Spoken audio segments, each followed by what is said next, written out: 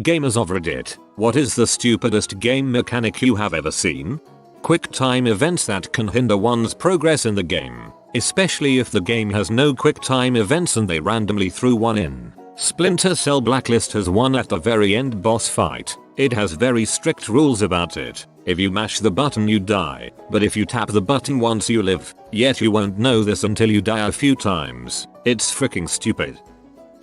If your game requires a map, I shouldn't have to press more than one button to see it or hunt around in menus for it. Also, the button that opens the map should also close it. And when the map opens, open it instantly. No fancy animations and crap.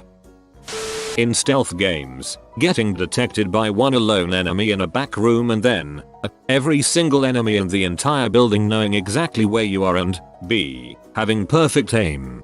The first Assassin's Creed was terrible about this, and it's the main reason why I didn't like it. If one enemy sees you, you'll suddenly get swarmed by half the enemies on the map. The fights themselves aren't that hard, but it's annoying to waste time fighting 15 enemies just because one of them saw you. It was somewhat fixed in the later games, but some missions still have that problem. The random race minigames that you need to place first in to progress. In games with no hint of racing otherwise. A long, unskippable cutscene before a particularly difficult boss. When you go into that mine in Mass Effect and have to save the chick stuck in that blue wall thing. It's been a long time, I'm sorry, and you fight the Krogan dude at the end. He kept beating my ass and I'd have to watch that freaking elevator cutscene and them all meeting each other every goddamn time. Bane turning mere charge in Batman Arkham Origins. No checkpoints in Saints Row, the first one. A limited time to do certain things that have no business having a timer. No checkpoints on long missions is the worst. The final level of the original Mercenaries game was about 2 hours to beat. There was not a single checkpoint. Oh, and a timer at the end just for giggles. Battles where you have to wipe out every enemy to continue. Then the very next cutscene shows you in the middle of a pitched fight, looking at you Gears of War. Also, battles where you kill a bad guy, then the very next cutscene is you saying he's too strong and the bad guy is murdering your party. When your character is small enough to fit through a gap in a fence floor etc., but the game won't let you. Wields a huge axe, this wooden door is locked. Taking away all your defensive options for a fight because you wanted a cool set piece. Kingdom Hearts did this by making you fly during certain bosses, but you couldn't dodge or block anymore. Would be fine if you flew faster than a paper plane. Dark Cloud, amazing dungeon crawler. Thing is your character got thirsty so you had to pack water or lose health constantly. Otherwise amazing game. I remember renting it as a kid. Got through one floor of one dungeon. My dagger broke and I couldn't figure out how to fix it so I would wail on the enemies for 10 minutes. Eventually I fixed it and killed 2 enemies and it broke again. But they said it would never break. God, I hated that mechanic. Invisible walls in places it looks like you can clearly go to otherwise. Using cards obtained from a slot machine minigame to upgrade your car in Need for Speed Payback. That whole game is garbage lol. Ladder mechanics in every game ever made. Taking damage from a 3-foot fall. The Source engine combines both. Yee, dear lord, climbing up ladders in GMOD and CSGO is terrible. It's fine in other games where you can just press use to go up and down, but they don't have use keys. Every escort mission ever conceived. At no point in 20 plus years and 1000s of hours of gaming have I ever done an escort mission that I didn't hate. Similarly, when you are made to follow an NPC to some alternate location, they either walk slightly faster than your walk speed or slightly slower than your run speed. Battles you have to win, only to be beaten in the cutscene right after. This is in many games and still makes me mad, being targeted by all enemies regardless if I'm in front or 3 miles behind my RE pals, while also being the only one who instantly dies when my HP hits 0. Tripping in Brawl, what the actual frick were they thinking? Tripping in Brawl, what the actual frick were they thinking? The creator had a thing against melee being played competitive so they added it to Sabotage. Brawl, it is a competitive game. I wish I was joking. Tailing missions in GTA IV. There's way too many of them and none of them are fun. Slowly driving behind a particular car without getting too close is just a test of patience. Escort missions where the NPC runs slower than your natural run speed, or even worse, walks. The one where you go through a door only to be locked into a cutscene where some butthole bops you on the head and knocks you out, and all the equipment you were saving for a special occasion is gone when you wake up. That's a double whammy of frick you to the player. I hate any contrived "this is a level where you lose all your gear and have to beat the level without a" crap. I already played that level. It was the first fricking level. I didn't spend 10 levels upgrading the rusty box cutter into the atomic face melter 2000 with T just so you could force me to slap fight bad guys for an hour. The Division went overboard with how they handled endgame activities. Literally just threw a crap ton of enemies that had 100x your health, dealt insta-kill damage, and cranked their aggressiveness up all the way. This promoted glitching and cheating to complete the activities. Then they went super stingy on loot drops, and with the wide range and possibly RNG you often got a single high-end item and it was oftentimes worse than lower tier items. Massive was quicker at patching these bugs than the fixing. The reason for these bugs being so popular and this split the community between the haves and the have-nots when it came to the prestigious endgame gear. Massive really fricked up with the Division, and it took them months and months of patches before they even got around to addressing these issues. By then all my friends, a vast majority of the player base, quit playing. Overpowered bosses in fighting games. Frick Shao Kahn. I'm also going to say, bosses that break normal game mechanics.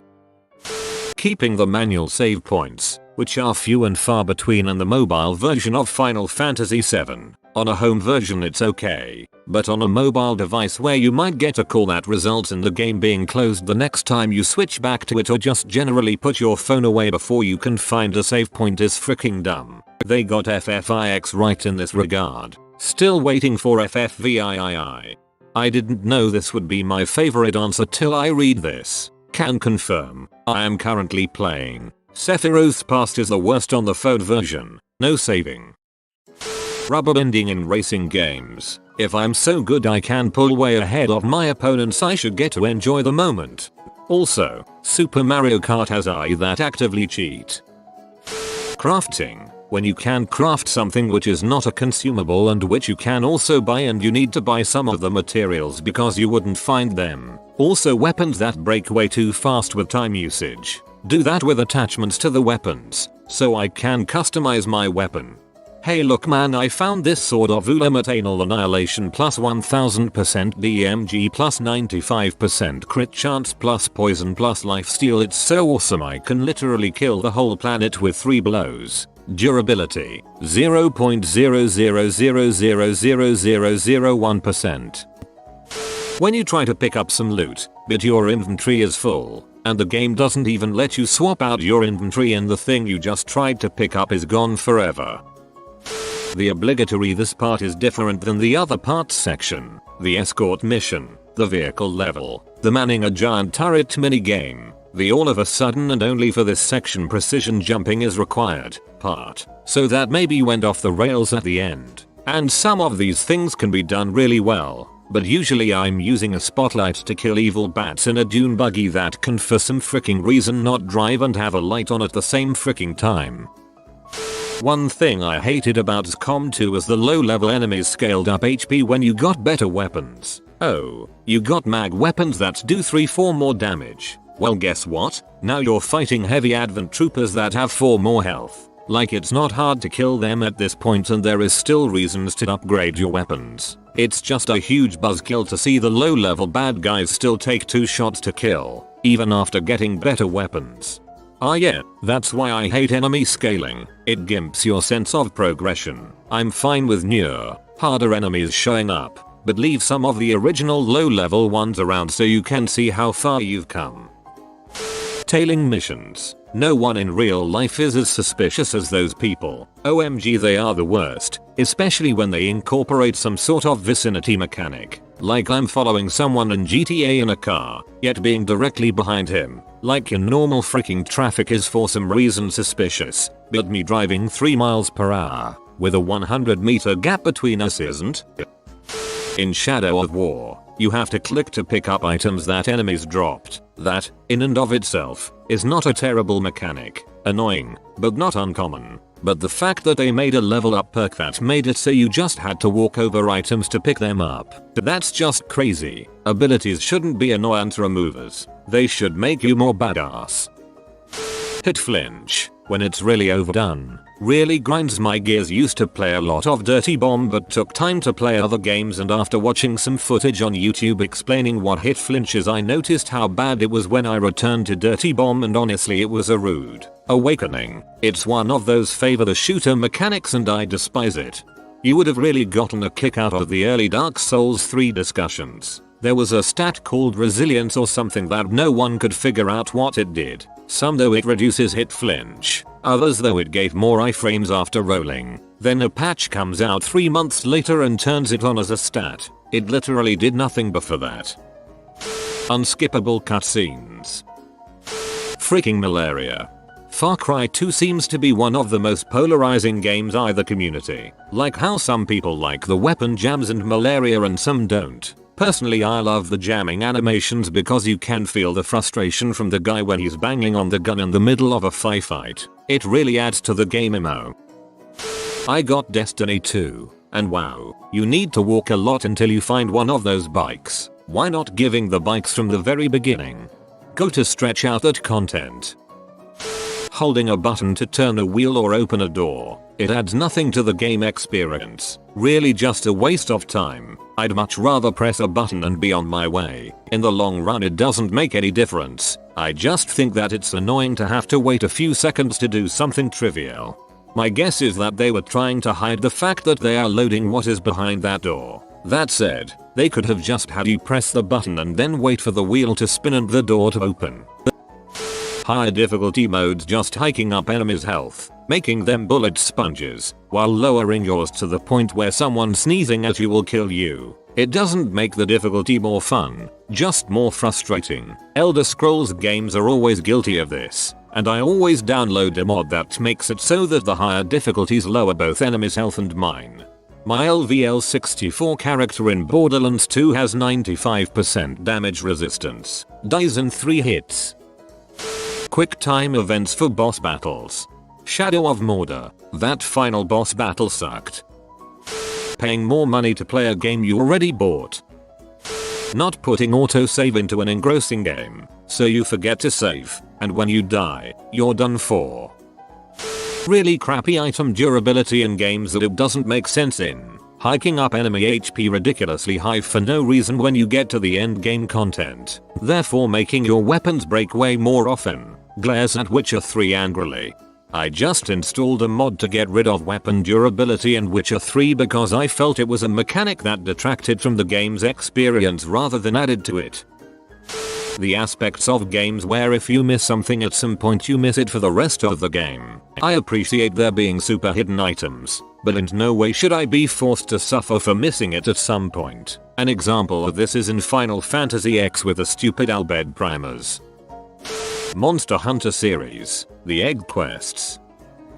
I hate timed missions or missions where you have to run from something chasing you and have little room for error. I enjoy exploring and taking in the scenery. Nothing is worse when devs create a beautiful atmosphere only to have you run through it as quickly as possible. Grinding. I hate when they artificially extend gameplay by making you do the same task 1,000 times. This is what morps are made of. Having a boss fight with an NPC by your side, but then giving said NPC low health and a charge in, headfirst moveset. It takes away the fun of the battle because it basically forces the player to give up their choice of playstyle just to make sure the dumb boss NPC doesn't die. Looking at you, Sigurd and Luke Chiel. Pokemon Sun and Moon. The opposing Pokemon can call a friend to help them without using up a turn. So they'll finish attacking you and then at the end of their turn, they'll call for backup. Apparently people were complaining in the last game that the battles were too short, so they added in this mechanic, but all it does is make the battles artificially longer. So irritating. It makes it harder to catch Pokemon. 2. I remember spending 10 or 20 minutes trying to catch a Bonsly because it kept calling for help, and the game doesn't let you throw a ball when there's more than one enemy Pokemon. You have been visited by the Be Humble Be Stay Humble and Believe in Yourself. If you are new to the channel, you can subscribe. I publish new videos every day. Until then, check out another video, or don't. Either way, have a great day you magnificent people.